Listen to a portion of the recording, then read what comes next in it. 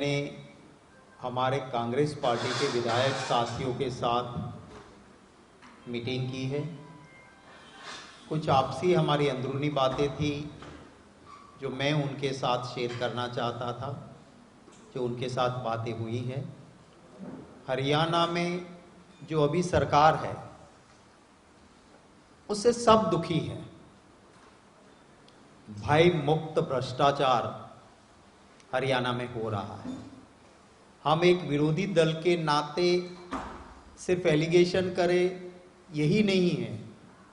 आप सभी ने मीडिया के साथी में से जिन्होंने इन्वेस्टिगेटिव जर्नलिज्म जिसको कहते हैं वो अगर किसी ने करेंगे तो आप भी पाओगे। एक controller and auditor general CAG जो है वो एक कॉन्स्टिट्यूशनल इंडिपेंडेंट एजेंसी है। हरियाणा में जो भ्रष्टाचार हो रहा है वो कैग ने अभी इसी साल 2023 में जो विधानसभा में कैग का रिपोर्ट पेश हुआ उसका रिपोर्ट नंबर 1 आप उठा के देख लोगे तो आपको भी ताज्जुब होगा कि किस तरह का भ्रष्टाचार हो रहा है। 200 करोड़ रुपए बिना काम किए सीधे उठा लिए हैं। उसका सीधा detail controller and auditor general ने दिया है। ई टेंडरिंग कंपलसरी है, ये जानते हुए भी जहां वो सरपंच कहते हैं तो उनके ऊपर तो लाठी चलाई जाती है, पर यहां पे सीधे कॉन्ट्रैक्ट्स ई टेंडरिंग को साइड में रख के अपने चहीते लोगों को सीधे रेट उनसे ले लेते हैं और एक ही कॉन्ट्रैक्टर अलग अलग नाम से 5-5, 6-6 कंपनियों पे वो अप्लाई करता है, जिसका टीन नंबर, इनकम टैक्स का नंबर एक ही है। माने एक ही आदमी 5-6 फर्जी कंपनियां लगाता है और बिना काम किए करोड़ों रुपए हरियाणा की जनता के विकास के काम यहां की सरकार वो पैसे खा जाती है। ये आरोप कांग्रेस पार्टी का नहीं, संवैधानिक इंडिपेंडेंट कंट्रोलर एंड ऑडिटर नाम की एजेंसी जो काम किया, जिन्होंने कैग इंडिपेंडेंट एजेंसी ने रिपोर्ट इसी साल के रिपोर्ट नंबर 1 कैग के अंदर ये डिटेल है। आपको भी वो कॉपीज चाहिए तो भी हम आपको दे देंगे, या नेट पे भी आप सर्च करोगे तो आपको कॉपी मिल जाएगी। हमने वो भी बातें की हैं। ये प्रांत किसानों, जवानों और पहलवानों का है। हरियाणा ने बहुत अच्छी किसानी करके बहुत अच्छे प्रोग्रेसिव किसान भी यहाँ पे हैं। इस देश की सुरक्षा के लिए जो जवान अपनी जान की चिंता किए बिना लड़ाई लड़ते हैं, उसमें बहुत बड़े बड़े वीर यहाँ से हरियाणा की भूमि से निकले हैं। और देश अपना फक्र से सर ऊंचा करके चल सके ऐसे मेडल्स लाने वाले बेटे और बेटियां भी हरियाणा से हैं। दुख की बात है कि एक बेटियां जिन्होंने इस देश का सर फक्र से ऊंचा कर दिया, मेडल्स पाए, वो बेटियां अपने लिए नहीं लड़ रही थी। वो आने वाली और फ्यूचर में जो बेटियां जाएगी तो उसका शोषण ना हो, उनकी सलामती हो। आने वाली हमारे पीढ़ी की चिंता करते हुए जंतर मंतर पे लोकतांत्रिक तरीके से वो बेटियां और पहलवान बैठे, उनके साथ जिस तरह से रवैया किया गया, क्या अगर मेडल लाती है तो अब पूरे देश के हर नागरिक का सर फक्र से ऊपर उठता है। उनको अगर प्रधानमंत्री जी तक जाने दिया जाता, वो अपनी बात रखती, या प्रधानमंत्री जी खुद चले जाते वहां, अपने मन की तो हर घर तक पहुंचे उसकी कोशिश करते हैं, पर जिन्होंने मेडल लाए हैं उनकी बात मन से सुन लेते और अपने भाजपा के सांसद जिसके चरित्र पे इतना बड़ा सवाल उठा है उसको अरेस्ट कर देते, तो क्या दिक्कत आती। आज एक साधना करने के बाद मेडल मिलता है, गंगा मैया में बहा देना कोई आसान काम नहीं है। कितनी आहत हुई होगी वो बेटियां, वो पहलवान जिनको ये स्टेप लेना पड़ा। तो हमने इसकी भी चर्चाएं की है। आने वाले दिनों में हमारे विधायक जो है वो अपनी कॉन्स्टिट्यूंसी के अलावा आसपास के क्षेत्र में भी एक विरोधी दल के नाते, जहां हमारा विधायक नहीं है वहां भी जनता की आवाज बनेंगे। हाथ से हाथ जोड़ो प्रोग्राम हमने दिया, लोगों के बीच पहुंच के विपक्ष आपके समक्ष कार्यक्रम के दरमियान भी हमने लोगों से बात की। जनता के बीच यहाँ की कांग्रेस पार्टी के हर कार्यकर्ता ने, हर नेता ने जाके अपनी बातें रखी हैं। हमने इनकी भी चर्चाएं की हैं। मैं स्वीकार करता हूँ कि लंबे अरसे से हमारे पास यहाँ संगठन नहीं है, पर सिर्फ संगठन ही नहीं देना है। हमने हरियाणा में सभी का रिप्रेजेंटेशन हो और सिर्फ पद के लिए नहीं, सेवा के लिए काम करे ऐसे चुनिंदे लोगों को लगाना है काम में। उसकी सारी एक्सरसाइज ऑलमोस्ट खत्म हो चुकी है। बहुत जल्द हरियाणा में ब्लॉक से लेके पीसीसी लेवल तक का पूरा संगठन कांग्रेस पार्टी हरियाणा में देगी। मैं धन्यवाद करता हूं यहाँ के सभी नेताओं का, सभी कार्यकर्ताओं का, कि कांग्रेस पार्टी की मजबूती के लिए आप लोगों को दिखता होगा मुझे कहीं कोई वोट की मुश्किल ही नहीं आती है। मैंने जब चाहा है एक मंच पर एक मन से हरियाणा के सभी नेता पार्टी के हित में बात करते हैं। आज हमारे 30 विधायक में से 27 प्रेजेंट थे। किरण चौधरी जी का कल मुझे फ़ोन आया कि उनके एक कज़िन बहुत ही सीरियस है और वेदांता में आईसीयू में है, फिर भी वो आना चाहती थी। मैंने कहा कि नहीं, अगर ऐसी हालत है आप वहाँ रहिए, आप नहीं आइए चलेगा। बलबीर वाल्मीकि जी की हेल्थ का इश्यू था, यहाँ आने के बाद उसको दिक्कत आई, वो एक नहीं रहे थे मीटिंग में। और एक हमारे विधायक राजेंद्र जी का कोर्ट केस की आज पेशी थी, तो वो नहीं थे। उस 3 को छोड़ के 27 एमएलएस आज की मीटिंग में प्रेजेंट रहे। सब ने अपनी ओर से अपनी जो भी बातें थी वो रखी है।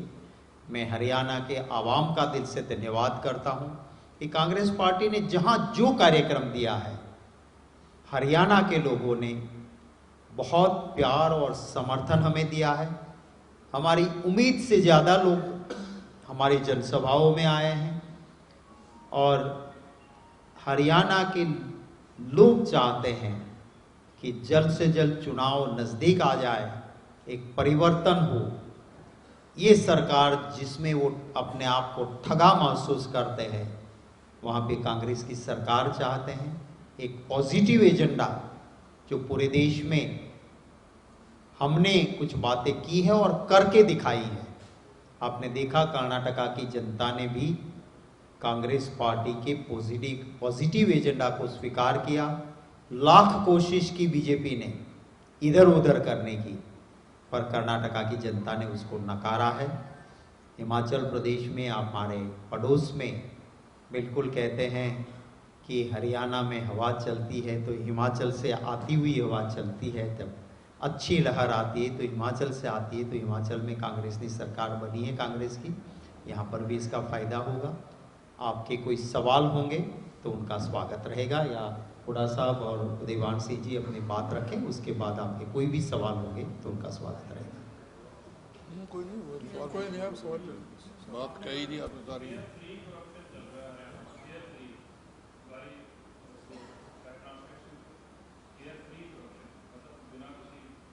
हाँ हाँ,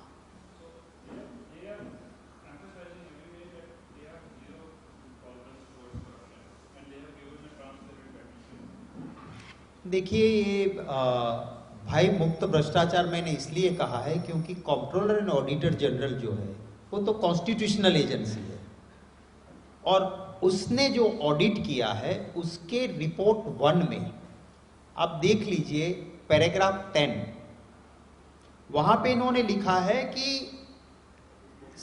क्लियर हरियाणा में ट्रांसपेरेंसी की बात की तो हुड्डा साहब की सरकार ने कहा था कि भाई ई टेंडरिंग कर दो, ट्रांसपेरेंसी ला दो, कोई नहीं होना चाहिए ऐसा।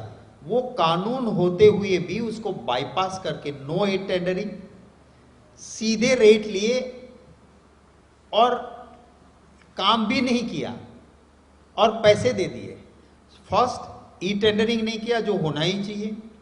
एक ही आदमी की फर्जी कंपनियां, वही काम उन्हीं को पैसे दे दिए और 200 करोड़ रुपए। ये तो सिर्फ मैं एक नमूना पैराग्राफ 10 का दे रहा हूं।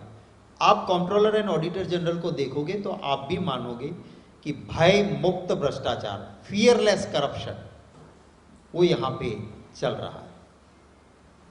आपने देखा HPSC के ऑफिस में करोड़ों रुपए पकड़े गए, एक के बाद एक घोटाला किया गया कि कोरोना के टाइम में रजिस्ट्री का घोटाला है, धान की खरीद का घोटाला है, किलोमीटर स्कीम का घोटाला है, माइनिंग का रोज पड़ते खुल रही घोटाला होगी। तो सरकार तो घोटाला सरकार, घोटालाओं की सरकार।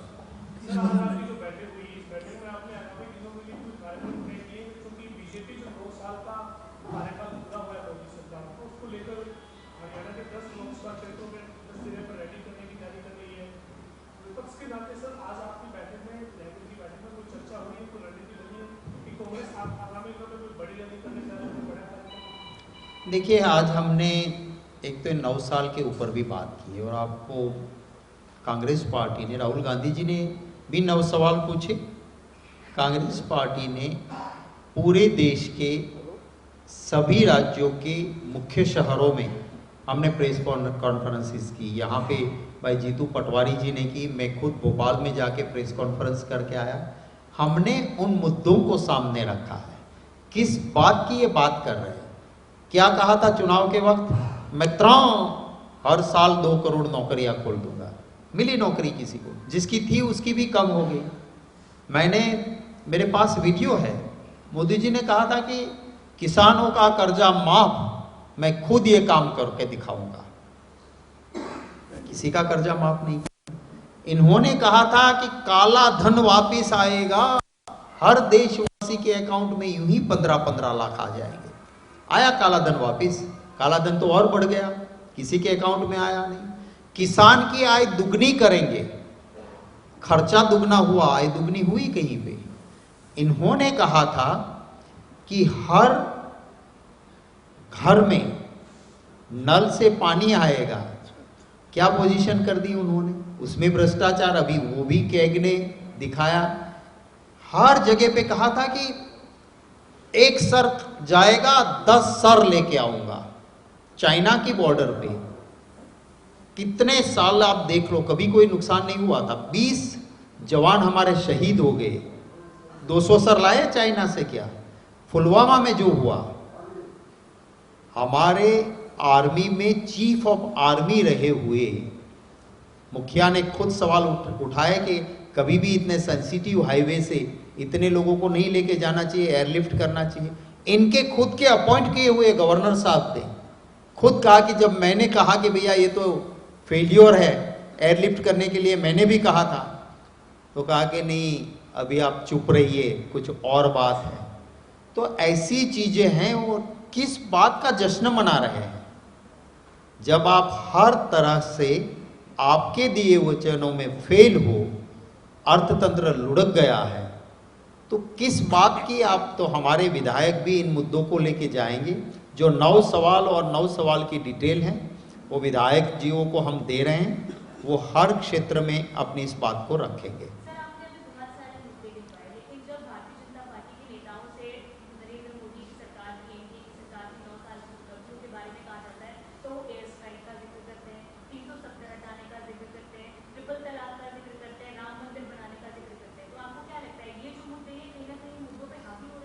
देखिए, जनता को आखिर अपने मुद्दे असर करते हैं। इन्होंने बहुत कोशिश की, जैसे हरियाणा में भ्रष्टाचार हो रहा है उसी तरह से कर्नाटका में 40% कमीशन वाला हो रहा था। कर्नाटक की जनता सूझबूझ वाली थी, उसने अपने मुद्दों से, इन्होंने कोई गुंडे बजरंग बली का नाम लेके दल बना ले तो उसको बजरंग बली के साथ कंपैरिजन नहीं कर सकते। भगवान को हम भी मानते हैं, बजरंग बली को दिल में रखते हैं हम, पर उसको जब जोड़ने की कोशिश की तो कर्नाटका की जनता ने उसको नकार दिए। आप जो मुद्दे गिनवा रही हो वही मुद्दों की बात कर्नाटक के अंदर जाके की, पर जनता उसके झांसे में नहीं आई और रियल इश्यू पे कर्नाटक की जनता ने वोट किए हैं। यहाँ पर भी ये जिनकी बात करते उसे आम जनता को कोई लेना देना नहीं है। जनता को लेना देना है कि इंटरनेशनल मार्केट में कच्चा क्रूड कांग्रेस के शासन में हर वक्त $100 पर बैरल से ज्यादा रहा। $135 पर बैरल दाम था इंटरनेशनल मार्केट में, पर कभी पेट्रोल डीजल हमने 90 या 100 को छूने नहीं दिया। इनके शासन में पेट्रोल और डीजल 100 का आंकड़ा छूता है और एवरेज इनके वहां $70 पर बैरल से ज्यादा इंटरनेशनल में मार्केट में। कोरोना के काल में सिर्फ $30 पर बैरल कच्चा क्रूड हो गया था। दुनिया के देशों ने अपने लोगों को पेट्रोल और डीजल कोरोना के काल में सस्ता दिया, पर हमारे देश की एक ही सरकार ने इसके दाम 100 तक पहुंचा दिए। आप जिस रसोई गैस का उपयोग करते हो LPG, इसका इंटरनेशनल मार्केट में दाम तय करता है सऊदी अरामको इंटरनेशनल मार्केट में, और हमें यहाँ LPG गैस नहीं मिलती, इंटरनेशनल मार्केट से हम लाते हैं। कांग्रेस के शासन में पर मैट्रिक टन जो LPG के दाम इंटरनेशनल मार्केट में थे वो काफी ज्यादा थे, फिर भी गैस का सिलेंडर 415 में मिलता था। और आज इंटरनेशनल मार्केट में LPG का पर मैट्रिक टन सऊदी अरामको के मुताबिक भाव कम हो गए, दाम कम हो गए, तो गैस का सिलेंडर सस्ता मिलना चाहिए। 415 वाला मुझे कोई कह रहे थे हरियाणा में 1103 या 1105 रुपया, 50 तक बढ़ गया 1153। अब देखिए तो 1100 से पार इंटरनेशनल मार्केट में LPG का दाम सस्ता होने के बावजूद 415 वाला गैस का सिलेंडर 1100 से पार होता है, तो ये जनता के मुद्दे हैं। तो ये अगर ऐसी बात करेंगे तो कर्नाटक में रिजल्ट के बाद लोग कहते हैं कि बजरंग बली और अली दोनों ने मिलकर इसको ठीक किया, क्योंकि हम तो हिंदुस्तानी है। हमारा असली मजहब है कि सुप्रीम पावर एक है, अल्लाह ईश्वर तेरो नाम, सबको सन्मति दे भगवान। हमारा असली मजहब देश का जो है वो यही है कि सुप्रीम पावर एक है। इसे आप भगवान कहो, माताजी कहो, गॉड कहो, अल्लाह कहो, यीशु कहो, सुप्रीम पावर एक है, और इसलिए वसुधैव कुटुंबकम में मानते हैं। तो इस देश की जनता को इस तरह बांट के वो अपनी जो लूट चलाते हैं, वो असली इश्यू जनता के है, उससे जनता इधर उधर नहीं होगी।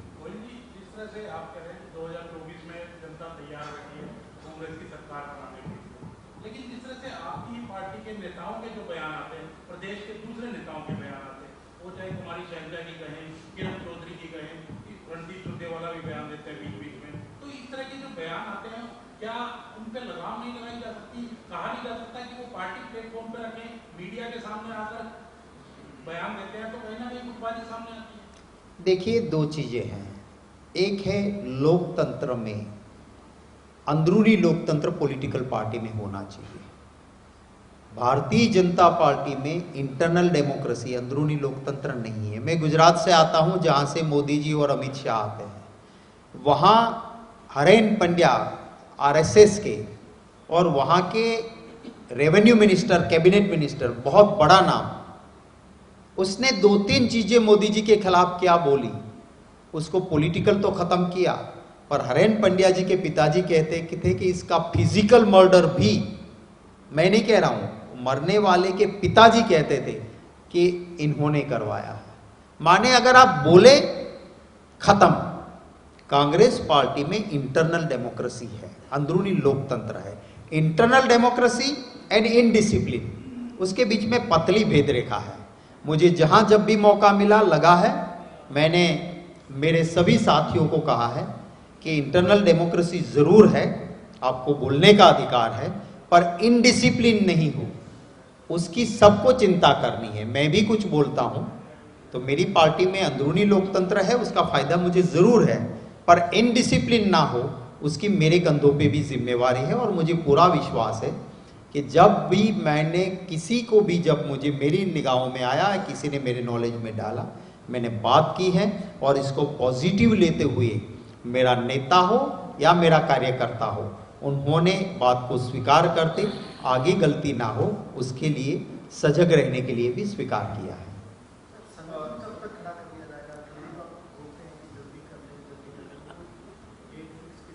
देखिए, संगठन की सारी, मैंने कहा कि हमारी एक्सरसाइज ऑलमोस्ट ख़त्म हो चुकी है। हमारी एक प्रोसेस भी होती है, उसके बाद भी थोड़ा बहुत चलने लगती है, देखते हैं, और पार्टी के हाईकमांड से अप्रूवल होता है।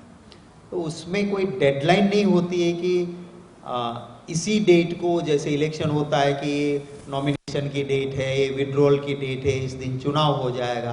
पर मैं कहता हूं कि जितना भी जल्द हो सके वो जल्द करने की हमारी पूरी कोशिश है, और ब्लॉक लेवल से लेके स्टेट लेवल तक का संगठन हरियाणा को एक साथ देने की कोशिश है। हाँ, देखिए, जून हर साल आता है, मैं ऐसी कोई बात नहीं करता हूं, मैं कहता हूं कि जल्द हो जाएगा। राहुल गांधी ने विदेश में आज प्राइम मिनिस्टर नरेंद्र मोदी को लेकर जो बयान दिए, उसको लेकर हरियाणा के लीडर्स भी काफी आलोचना कर रहे हैं। गृह मंत्री अनिल विज ने भी ट्वीट किया है और कहा है कि मतलब कि अदना सा नेता उन्हें बताया, उन्होंने जो रिपोर्ट किया है वो आपको बता रहे हैं कि उन्हें मतलब प्रधानमंत्री की तरह से। देखिए, आप जिस भाजपा के नेता की बात नाम ले रहे हो उसका चाल चलन और चरित्र पूरा हरियाणा जानता है। मैं इसके ऊपर कोई निजी हमला नहीं करना चाहता हूं, पर वो किस तरह की भाषा बोलते, मेरी पार्टी के या मेरे संस्कार नहीं है कि उनकी भाषा में बात करूं। राहुल गांधी जी जो सच्चाई है वो लोगों के सामने रखते हैं। नरेंद्र मोदी जी, आप जानते हो, जब गुजरात के मुख्यमंत्री थे, मनमोहन सिंह जी, पूरी दुनिया में लोग कहते थे, इवन अमेरिकन प्रेसिडेंट ने कहा था कि अगर किसी को रिसेशन यानी कि मंदी के दौर में अर्थतंत्र को बचाना है तो इंडिया के प्राइम मिनिस्टर मनमोहन सिंह जी से सीखना चाहिए। वो अमेरिकन प्रेसिडेंट ने कहा था। और उस वक्त गुजरात के मुख्यमंत्री होते मोदी जी ने कहा था, मजाक करते हुए कहा था कि इस पगड़ी के नीचे कुछ भी नहीं है, माने दिमाग नहीं है, ऐसा मनमोहन सिंह जी के लिए कहा था। सोनिया जी के लिए, राहुल गांधी जी के लिए अनाप शनाप वो बोलते थे। विदेशों में जाके मोदी जी ने इस देश के, हमारे पूर्वजों का अपमान किया था। उन्होंने विदेश में जाके क्या कहा कि हिंदुस्तान में तो ऐसी हालत थी कि लोग भगवान को प्रार्थना करते थे कि हे भगवान, मैंने क्या पाप किए कि मेरा हिंदुस्तान में जन्म हुआ और अगला जन्म मुझे मेरे हिंदुस्तान में मत देना। ऐसी हालत भारत की थी। क्या ऐसी हालत थी हमारे देश की? नहीं। इस देश को अंग्रेजों ने लूटने के बाद हमारे पूर्वजों ने मेहनत की और देश को आज़ादी मिली। तब अंग्रेजों ने हजारों जहर घोले थे। इस देश में सुई नहीं बनती थी, सुई में जो छेद होता है वो बाहर करने भेजना पड़ता था। और अमेरिका से PL 480 लाल गेहूं कहते थे, वो लाके हम खाते थे। हमारे पूर्वजों ने स्वतंत्रता मिलने के बाद इतनी मेहनत की कि जिस देश में सुई नहीं बनती थी वहाँ हवाई जहाज बनने लगा, और जहाँ लाल गेहूं बाहर से लाना पड़ता था वहाँ से हम एक्सपोर्ट धान के भंडार, वो सब हुआ। और फिर भी ये बाहर जाके कहते थे कि इस देश की ये हालत थी, कहते थे कि यहाँ हिंदुस्तान में पैदा होना माने पाप करना। वो मोदी जी बोलते थे उस वक्त, वो सब लीला। और राहुल जी कुछ सच्चाई बोले तो उसके ऊपर अटैक करना, मैं मानता हूँ वो ठीक नहीं है। हमारे देश की विदेश नीति कि हम बाहर के देश की राजनीति में दखल नहीं देते थे, ये हमारे देश की आज तक का इतिहास रहा। और अमेरिका में जाके चुनाव के वक्त मोदी जी बोल के आए, अब की बार ट्रंप सरकार। वो ट्रंप तो जीता नहीं, और वहाँ रहे हिंदुस्तानियों ने कहा कि इससे हमें दिक्कत हुई क्योंकि यहाँ के पॉलिटिक्स में आके इन्होंने प्रचार किया। तो ये चीज़ें उनकी है। राहुल जी दिल से बोलते हैं और जो सच्चाई है उस सच्चाई की बात रखते हैं। Thank you very much. आप सभी का बहुत बहुत धन्यवाद।